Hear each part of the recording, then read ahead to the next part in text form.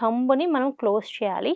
థంబ్‌ని close చేసిన తర్వాత remaining 4 ఫింగర్స్‌ని మనము థంబ్ మీద ఉంచాలనమాట. ఆది ముద్ర అని అంటారు. So, both sides, both hands ఎప్పుడైనా మనకి ఎక్కువ కోపం వచ్చిందనుకోండి, కోపం వచ్చినా మన కోపాన్ని కంట్రోల్ చేసుకోవడానికి కానీ, మన బాధని కంట్రోల్ చేసుకోవడానికి కూడా మనం ఎక్కువగా ఇలా హోల్డ్ చేస్తూ ఉంటాం హ్యాండ్స్‌ని. ఎందుకంటే మన మన స్ట్రెస్‌ని మనం నేచురల్‌గా మనంతట మనం కంట్రోల్ చేసుకోవడానికి ఇలా అంటూ ఉంటామనమాట.